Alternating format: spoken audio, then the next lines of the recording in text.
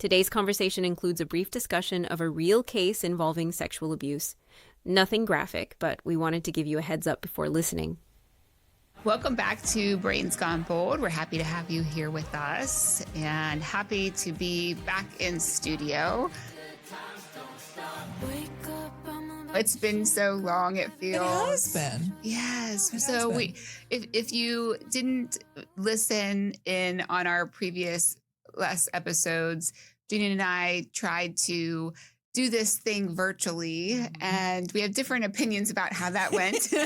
As usual. It's amazing we get along so well. I know. I think it goes down to the values, right? Yeah, I guess so. But nonetheless, I am very grateful to be back in studio. From my view, the energy is so different when we're together than it was when we were on camera. Why do you think that is? I don't know, but it did cause me to start thinking a lot more about the different energy and dynamics that happen in general when you're with people versus not. You know, in the age that we live now, so many things are virtual meetings and virtual working. Yes. And all kinds of things that change when you're in person. Yes. And sometimes it gets awkward when you're in person if you haven't been in a while. Do you feel awkward today? I feel tired today, but I don't feel awkward today.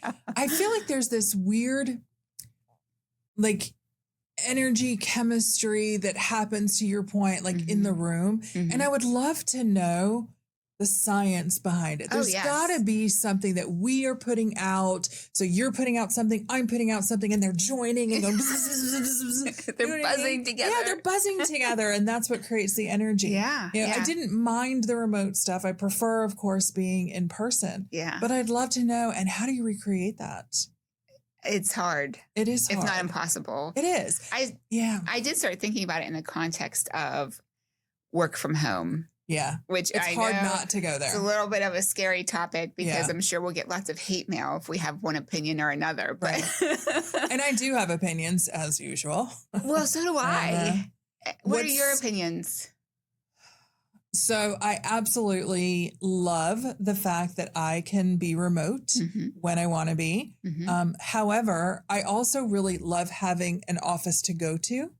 And then I also think from an employee perspective, there's something you miss by not having what we used to call the water cooler conversation, right? Not being able to gather, whether it's around the water cooler or somewhere else, and, break bread together, do potlucks, have celebrations. You just start to learn about people. I mean, hell, our friendship started because we were physically located in a workplace together. Right. And that's something you can really like somebody that's working in San Diego and you're in North Carolina.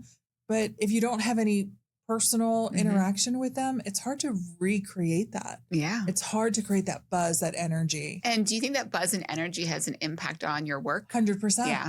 Yeah. You enjoy going to that place more when there's people around you that you enjoy being around. Yeah.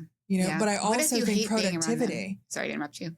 It's the absolute opposite. Yeah. You hate being around people. It's harder to go into that, workplace. It's harder to take joy in the work that you do. Now, with that being said, I also know that, it's kind of those love language things. There's people that don't enjoy being around. They're drained by others. And so I get it. That's a foreign, I'm here to work, period. I'm not looking for, but I think there's many of us that are or need, our energy needs somebody else's energy.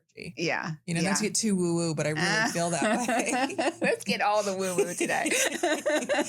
I can get woo. I'm super practical, but I'm also woo-woo. I love woo-woo shit. Yes. Yeah. It's so weird. It's so weird. It's okay. Eccentric. Yes. We have character. I actually told a client yesterday, we were talking about something, and she's was laid off and is looking for her next. And she is very woo-woo, right? She's very woo-woo. Yeah. And I can be both, as you know. Yes. And I said, it's funny because in the workplace, I like to believe I'm the same person everywhere I am. Like I'm authentic. I am who I am wherever I am. However, in the workplace, I have expectations. Yeah. And, you know, I can be a hard ass, and I have been told that I can be intimidating and all of those things. Mm-hmm. And so we're having this conversation about her. Same, you know, she is that same person, even though she's very woo woo and all those kind of things. It's very hard for people to, I think she said follow her. Mm-hmm. Follow her, like where she's going to be. I don't think I'm that erratic. No. But, no. You know, I think I do have those differences. As much as I believe I'm the same person, I'm not. Yeah. In workplace, I do have my head screwed on a little bit tighter. And then in a social or in this situation, I'm more like on a swivel. Yeah. And you can't do that by yourself. You need that energy. Like, I love to make you laugh. And being able to sit across and watch your, you know, expressions is different than when there's a screen in front of us. Very true. And I like it when you make me laugh too, which is a lot because I'm an easy audience. But yeah, I do get real jealous though. And we'll talk about it another time. But I get real jealous when you talk about other people making you laugh. What? I do. So do you feel like you should be cornering the market on making Maria laugh? Yep. Yep. Wow. Because then, you know, I thought I was special, but instead you're just an easy audience.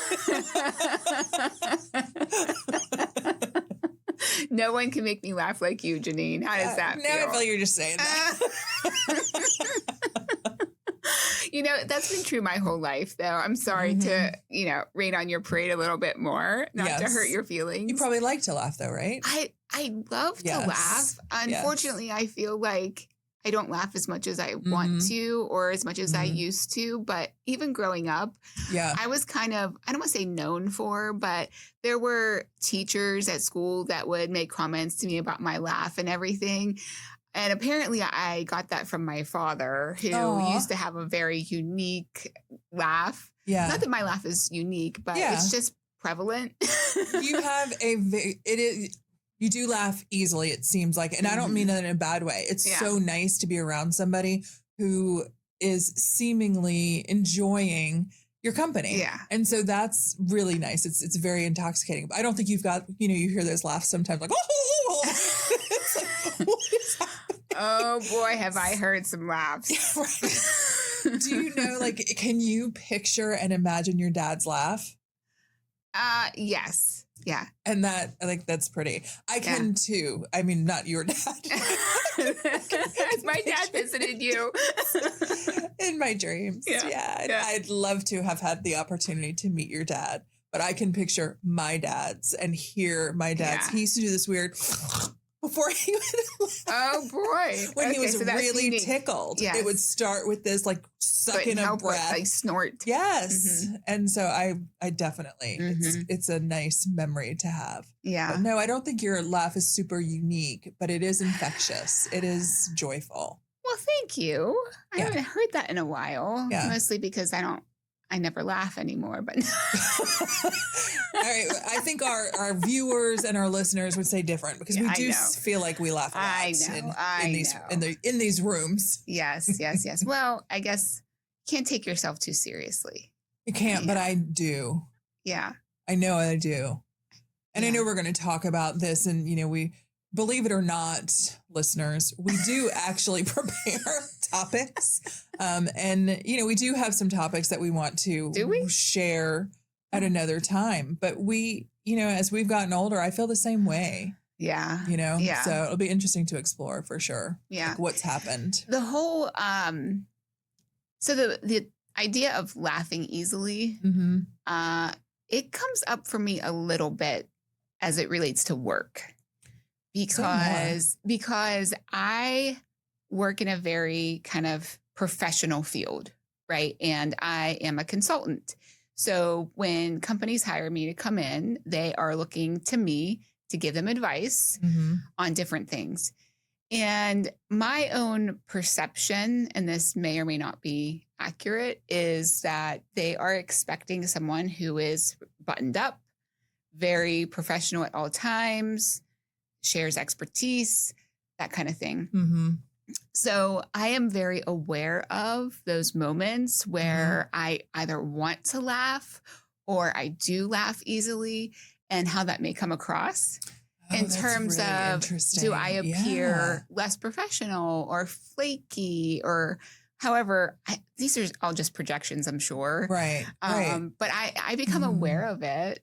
With that said, I have sort of started leaning into it more. So I say on our website, we laugh, we take our work seriously, but not ourselves. Right. And so making that actually a part of I don't want to call it selling point, but somewhat of the selling point in working with me, which is, like, this is also going to be fun. This isn't just going to be, head down, I don't want to call it boring, but, traditional. Mm-hmm. So I don't know. So it's interesting as you were describing not you, but your role, right, and the seriousness of it. And, I can tell you, number one, how I perceived you before I knew you. Mm-hmm. And then number two, when I think of HR, my vision comes from experiences I've had in the past. Mm-hmm. I worked for big corporations. I've worked for small corporations, and HR is different in every one of those environments. However, probably my most lasting impression of an HR person is they come in when there's a problem. Mm-hmm. And so you do have this expectation that they are going to be super serious. And so my first experience with you, and by the way, the company that we worked for, we had a serious hiring issue. It was mid-COVID. Like, there was all of these things going on, and you were a steady and calm presence and needed to handle a lot of serious shit. Like, that's what it felt like. And there was I don't want to say heaviness, but a weightiness that came with that role, and it showed. And then I got to know you a little bit better and saw that you were not a machine, you were a human. Mm-hmm. And so I think that comes with the territory. Yeah. And so I love the fact that you are deliberately trying to, inject, and I was going to say humor, but I'm going to say inject yourself, and be more human versus machine. Yeah. And I think it's important just because be lighter, you know what? Yes. I'm feeling that not just with work, but in life. I want to feel lighter. I want to be lighter. I want to show up lighter. Yeah. Have more fun, and just, Yeah. Yeah. Life's too short. Short. Maybe I'm having a midlife crisis. Okay. Whatever that looks like for you. If your midlife crisis just means that you're looking for more ways to have fun, have at it, girl. Do it. That sounds like depends on what kind of fun we're talking about, I suppose. That's true. Although I just had this epiphany, which is, think about it. When you think of like most of the, I don't know why it's always men, midlife crisis is like going out and buy that Corvette. I know. Because they're chasing fun. Stereotypical, yes. Right? And so your fun may not be getting a Corvette, but it's laughing more and being lighter and being whatever. So it's less toxic. Okay. Yeah, maybe. Right? It sounds like it would be. It sounds like there's no harm in that. All right. I'm taking your advice then. I'm just going to laugh everywhere I go. If I get a text from Lee saying, she just went out and bought a Corvette. He actually would totally love that. He'd probably like, I'll buy it for you if you want it. You're probably right. I want to go with you. Yeah. What color are we going to get? Yeah. That's fair. Yeah. I'll have to think of something else. A speedboat, a jet ski.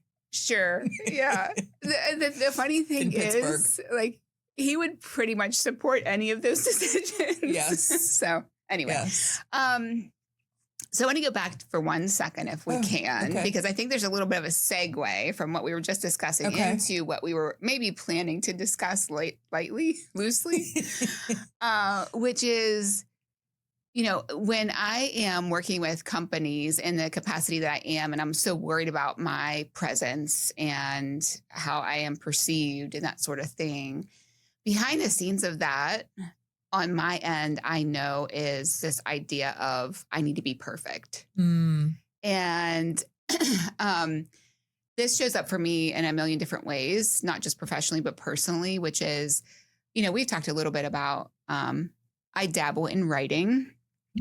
And over the years, I've written different things that I've shared with other people. And I always say that it's so difficult for me to do that because I want whatever I have written to be the best thing that person has ever read in their entire life. Right. And if that's not the reaction I get, I feel ashamed. I feel shame. I feel embarrassment. I feel like I shouldn't have done that. I feel like I want to hide. And so there's this like correlation for me between this whole idea of perfectionism, which I've never considered myself a perfectionist, but I think as I'm getting older, I'm seeing that in myself more than I would like. And the idea of shame and hiding. There's just a lot of different topics interwoven for me. And when we were talking about my being worried about laughing with clients, which sounds so silly when I say that out loud, the idea that they wouldn't perceive me as being perfect because I'm more human is to me a little bit of a heavy topic, but very present. Yes. And I want to cut it out. Okay, do it. Do it. Tell me to cut it out. Cut it out, Maria. Okay. All right. So done? Done. Right. End of episode. That was an easy one. That was easy. It's interesting because that perfectionism topic, again, I also wouldn't consider myself perfectionist. There are things that are absolutely good enough, and I'm okay with we good did talk enough, about this. right? Yep. But where you describe how it shows up for you at work, that is probably, and we talked about identities being so wrapped up into work at some point. And I think for me, that's where some of it is. And it's not necessarily the strive for perfection, but it is the strive for knowing, I don't say knowing everything, but being the expert at topics that I really have no business knowing anything about, but still feel like I should. Yeah. And then when I don't know something, I am embarrassed how you described that, or have shame, like I should know this. And then, we were talking about it, and some of the things that I think I should know are like IT related. I don't have a degree in technology. Why do I think, and when you talk about AI, that stuff is, 2, 3, 5 years old. Why again, do I think I should know everything there is to know about it? Right. But yet if somebody asks me, I'm like, oh, I'm going to learn it. Yeah. I'm going to figure this out. Yeah. And it's shameful that I don't know it. Well, I think there's a good and bad side of that coin, because when you're like, I'm just going to figure this out, I'm going to learn it. Number one, that's resourcefulness, right? Which is great. There's curiosity there. There's a willingness to learn. Those are all good things. But it's that when you feel like you don't know something, feeling less than part. Yes. And where does that come from? Oh my gosh, that is so prevalent for me too. Yes. Which is like, I'm curious of where that comes from for you. Is intelligence something that you value so strongly? So strongly. Okay. So strongly. I used to say all the time that I am not a prejudiced person except for stupidity, right? Like you can be polka dotted. You could be any color, any religion, any identity, like whoever you want to be that person. Just don't be dumb. And the reason I say this is because smart, dumb, they are opposites in many ways, but you can do things to become smarter. I can't change my skin color. I can't change, like there's many things that I can't change, but I can change my knowledge base. I can actively work on doing better, getting, smart is such a hard word for me to use, so I'm struggling on that a lot, but getting more information. And so intelligence, number one, is the ultimate aphrodisiac. I love smart people. Yes. I love, I don't like feeling the dumbest person in the room at all. Yeah. But I still love being around really smart people and having an exchange. Like it gets your juices flowing. And I think I've told you this before, like being on a date with some guy who the entire time I was like, this guy's a dud. And then at the end of the night, we got in an argument about something and I was like, this guy's cool. Because it was a great topic. We had a great discussion. There was fire. There was fire and passion. And I was like, okay, there is something here. And so for me, that intelligence thing that I put on myself to be, if not the smartest person in the room, certainly somebody who can hold my own, that's probably my biggest trigger. Feeling dumb. Oh my gosh. I totally relate to that in different ways. But I'm curious to know. So for you, is being smart correlated with being thoughtful or analytical. So do you have to know things to be considered smart, or do you have to be analytical in your thinking? So, because I think it's possible to have an engaging, passionate, fire-filled conversation about a topic that's meaningful, even if you're not actually that smart. Do you think so? So, I mean, it's a great, I don't know if I've ever thought about it. I've made some assumptions because I find comedians very smart because they're so quick-witted and, you know, some of them are dumb, you know, but for the most part, the comedians I gravitate toward, I think, oh, they're really smart. Would I consider them analytical? I don't, well, yes, because the way their brain looked at, you know, whatever it is that they're talking about, like I've never thought about it that way, but boy, that's funny. Like, oh, you know, and so I do think there's an analytical part of it that I've never thought about before. Because I wouldn't consider myself super analytical. Instead, I would consider myself somebody who can, I always describe myself this way. I can see the forest and the trees. So I can look at the big picture, but I can also see the pieces in the middle that need to make up the big picture. And if something's missing, like I've also said to you, I have great spatial awareness. And so like those puzzles that whatever. And so I find people that can do that, that can switch between the detail and the big picture to be people that I gravitate toward. And then I consider them smart. But I've never thought about it as an analytical thing. I like that. Well, and I also think I'm curious about, again, going back to the definition, is it about what you know, or is it about your ability to learn? So, like, if you meet someone who appears to not know a lot about much, would you make an assumption or judgment that they are dumb? Or would you try to dig more deeply into their ability to learn those things?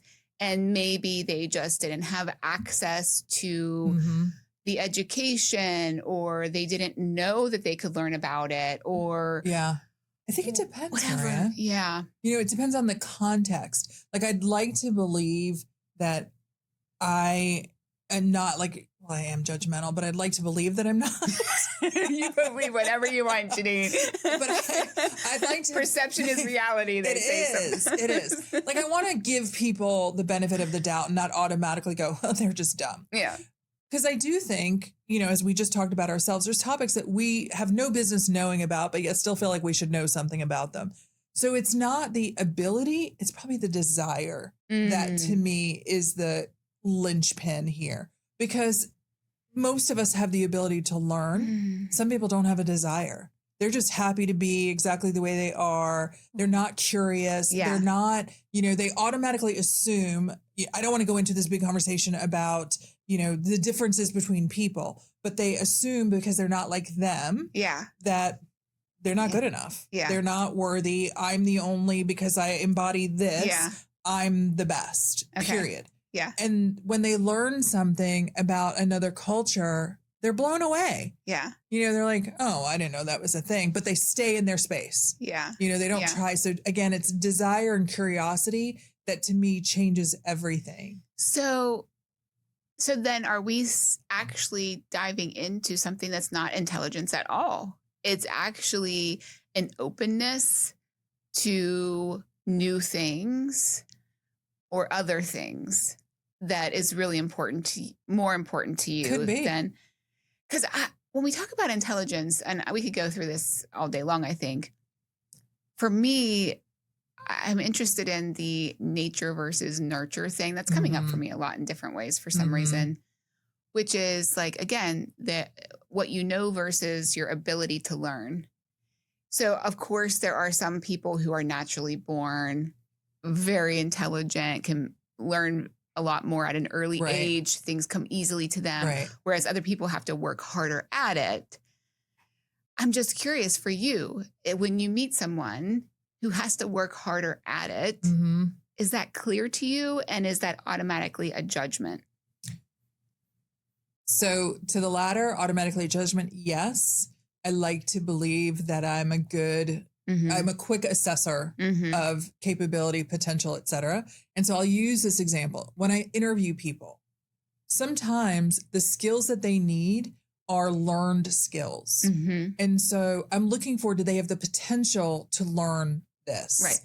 Right. And so the behaviors that they come in with become more important to me than the actual hard skills. And so I would say that about this person that I met, and I'm able to assess right away, are they dumb because they choose to be dumb? Or are they dumb because they haven't had any opportunities in life? Oh, that is such a good question. And how do you know? How do you know? You don't really you think know. Some of it's innate, though? You can ask somebody a question, or hell, not even ask a question. You could talk about something, and that person, the way they respond to that thing tells you a lot about them. Yes. Right. And so if they ask questions because it's something they don't know, and they're seeking understanding, they're seeking to learn more instead of, I never heard about that. Okay. Now, granted, they might just not find it interesting. Right. So there's still that balance, but there's definitely some of it is judgment. Some of it is, we have interviewed hundreds of people in our careers. Yeah. Right. We've interacted with hundreds of people in our careers and have had to make assessments about their potential, their ability, their, whatever. And so some of it, it's learned for me. And I do make those judgments, and some of it's because I have to, and, in different roles that I've had, but others just human nature as well. And I want to go back for a second. Okay, let's do it. Because we started this by saying that perfectionism, and a quote unquote trigger for you is when you are in a situation where you feel inept, where you feel like you don't know something. So you're putting that same judgment on yourself, except the difference is that you do have that willingness and ability to learn. So, I'm second guessing that, by the way. Okay. My ability, willingness is there. Ability, I'm not sure. But I'm saying you're using a different scale to measure yourself than you are other people, is what it sounds like. And am I, though? I think so. Okay. But tell me more. Well, so I'm genuinely questioning it because I don't know if I am. I'm saying, like, when I potential is really important to me. The ability for them to, or the curiosity that they bring, as well as, can this person do this role? Can they learn enough? And that's shown through, obviously the questions that you ask and the answers that they give and whatever. And so for myself, it's the same thing. I do have that curiosity just automatically. And so the potential that, I'm judging for myself, when somebody brings something up and I don't know about that, my immediate is, I'm going to look it up. I'm going to research that. And that's what I'm looking for in the other person. Yeah. So where, like, what am I missing? Because I'm obviously missing something. So for me, it's that feeling of shame that you have in the moment when you don't know something. I'm judging myself more harshly. You are. Okay. Yes, because you have the resourcefulness, the willingness, the ability to learn it, which is kind of what we just said you measure other people by. And despite the fact that you have those things, you're still feeling that shame for not knowing it or for feeling less than. Yes. So cut that out. 100%. Okay. Fair. But it's such a good point because I wasn't seeing it. As you were going through it, I was like, okay, but that's what I'm saying. And so you're right. I am judging myself more harshly because here's the difference. For me, true or not, I think I should be better than that. I think I should be smarter. I think I should be. You should be the best that anyone's ever seen. I should be the best that anybody's ever seen. So, I get that. Right? And because I'm not, I immediately become the worst that anybody has ever interacted with. There's no middle ground. Yes. It's so freaking funny. And so I sent you this article. I don't want to go into the article where this, although maybe a little bit. Remember the article that I sent you about the woman who was sexually abused by her husband? Yeah. Oh my like gosh. crazy, Yes. crazy. Yes. So the short story is French, like in France, married over 50 years. The last 10 years of her marriage, she had been feeling, lethargic. Her body ached, all sorts of stuff. Turns out that the last 10 years of her marriage, her husband of 50 plus years had been drugging her at dinner and then physically, sexually abusing her, and also then renting her out to others to do the same thing. And he was filming it. And the way it got discovered was that he apparently was in a public place filming like upskirts and whatever. So it wasn't that she realized what was going on. When they started looking at his computer, they saw videos cataloged, like really well documented, of what he was doing to his wife. And then obviously the whole thing was discovered and uncovered and all this stuff. And the comments that she was making was about shame. And that, in the French legal system, she would not have to testify. She was protected. And she said, I do not want to be protected. I want to be in the public because I should not have shame about this. I did nothing wrong. And what that was a catalyst for me is, first of all, holy cow, what a story. Yes. Like, holy cow. And without like digging into that, which I could talk about that all day. But thinking about that shame thing, why should she feel shame? Right. Like she did nothing wrong. Right. And so thinking about this topic, not as extreme, obviously. Right. But we've got this shame about something, or I've got this shame about something that, why should I know about this? Again, not an IT professional. I don't know everything in the world. Things change, things get it, like whatever, but yet I still put that on myself. And so figuring out, where does that belong, if anywhere? Like whoever asked me to do the thing that I didn't know about, they shouldn't feel any shame. They had no idea what I knew, what I didn't know. Yeah. Although I do think some people are shitty and try to make you look like a fool. Yes. But they should feel shame. Not me for not knowing the thing, or not you for not being perfect. Yeah. You know what I mean? Like what? Oh, it's so frustrating. It is very frustrating. And it comes back to a fear of being judged, a fear of being other than, less than all of it. It's so core to who we are. Yes. All of us. If you don't experience this as a human, then you're probably, I don't know, a narcissist. I don't know what word we would give to that. Yeah. But people who don't feel shame. People who aren't worried at all about what others think is interesting nonetheless. I wish I could feel that way. There's certain things that I know that some people feel some kind of way about that others judge that I don't, like those things.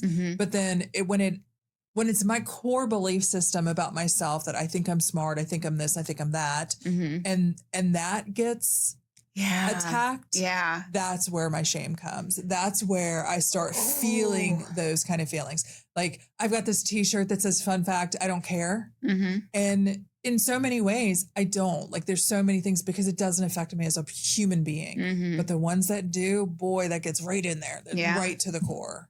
That what you just said is so interesting, and where we differ, because I feel a lot of that same, I'm going to use the word shame when it comes to not knowing something that I feel I should know.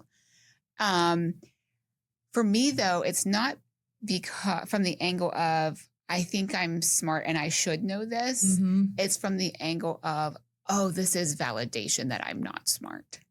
Oh, interesting. Yeah, because I think at my core, I carry that with me, which is I'm not very smart. So do you think that you are looking for ways to corroborate your internal, I'm not smart?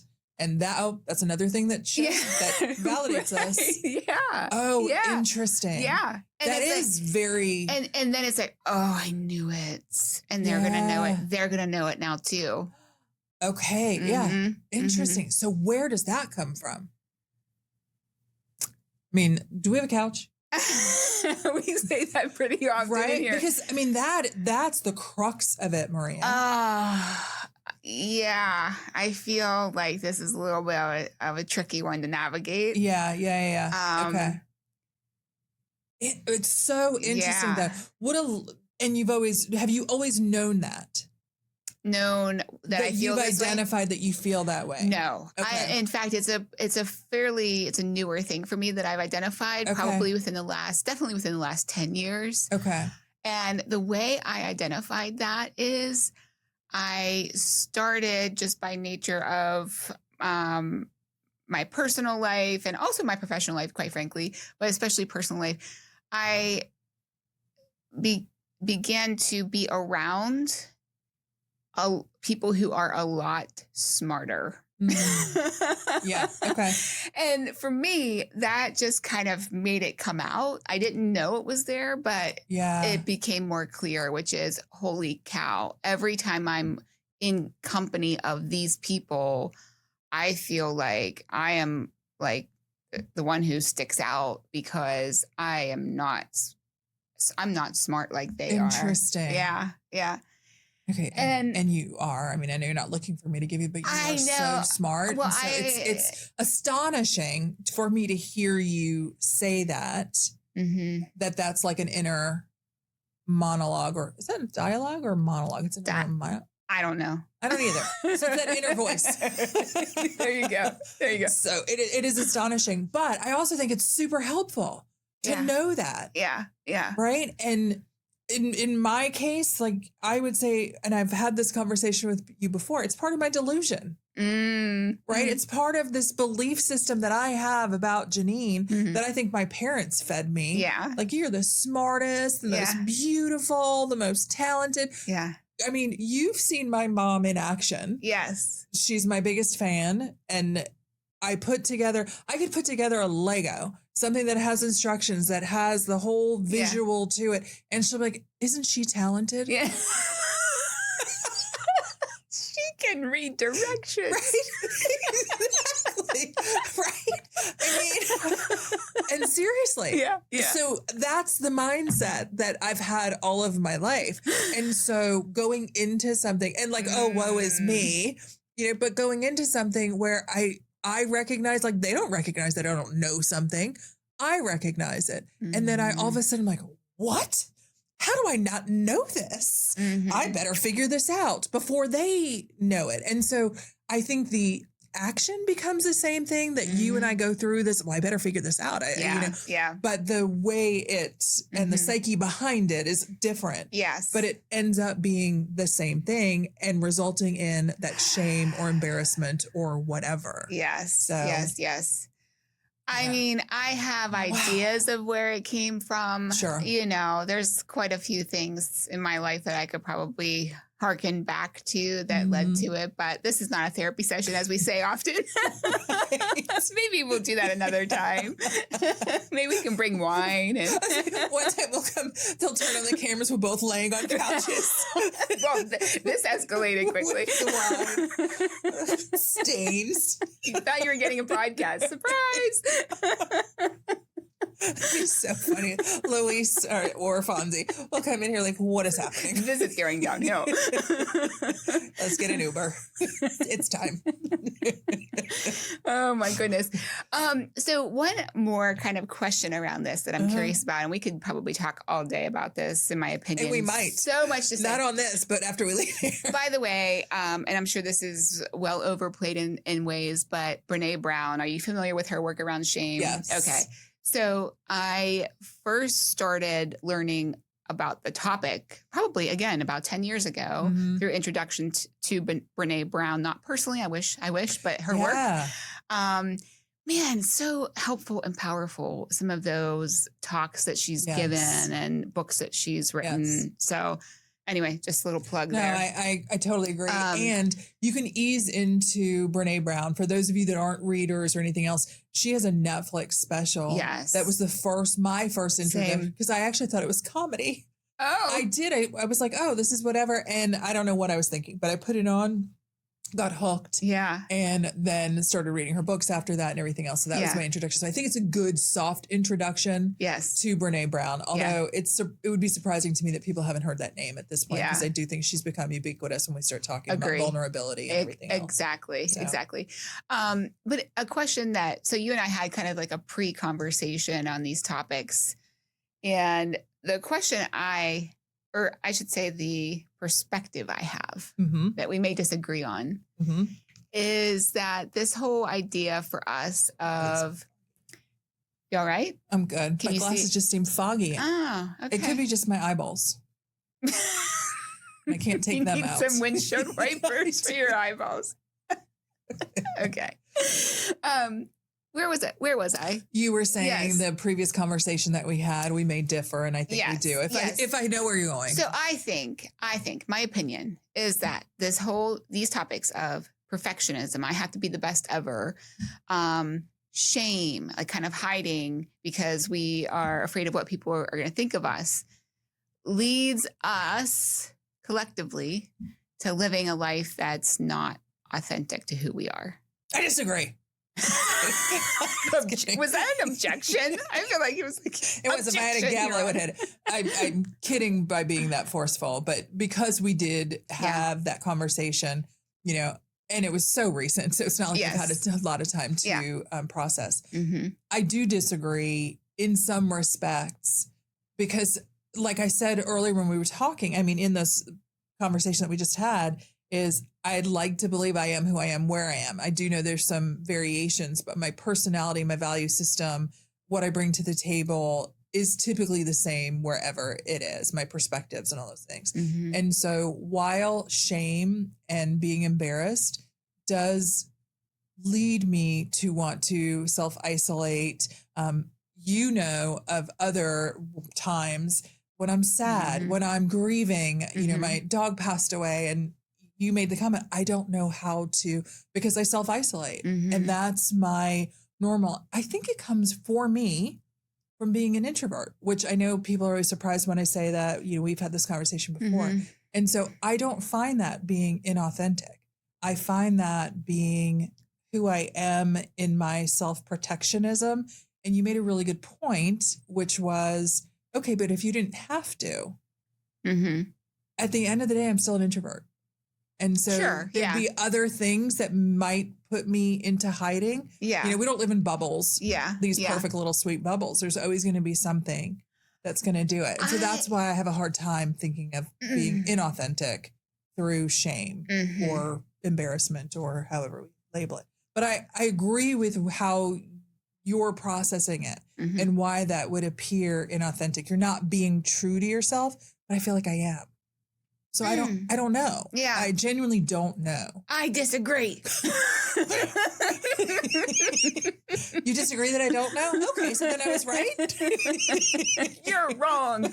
Oh, damn it. I don't know if we have time today to cover all of this. Oof. But we could come back to it if you want to in a future episode or something. I want to hear your counterpoint. I feel like yes, you are an introvert, which means that naturally you're going to go into, I'm going to use the word hiding. That feels like a big word, but you're going to retreat more so than others may. So when you're sad, thank you for bringing that up, by the way, because I said to Jeanine, I don't know how to support you. I don't know how to reach you because I can see that she doesn't want to talk about it. She just wants to kind of go be by herself and hiding. And I feel like I'm being a bad friend. So anyway, being an introvert means that you naturally are more inclined to want to be by yourself or want to be, take things internally, process things internally, that sort of thing. With the shame piece of it, though, I feel like that's different.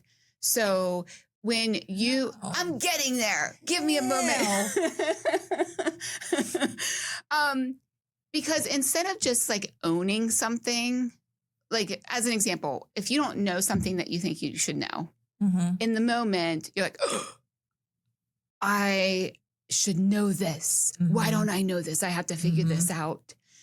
And you go and you try to figure it out. And then you go and you say, I know this, or I figured this out, as opposed to just be like, you know what?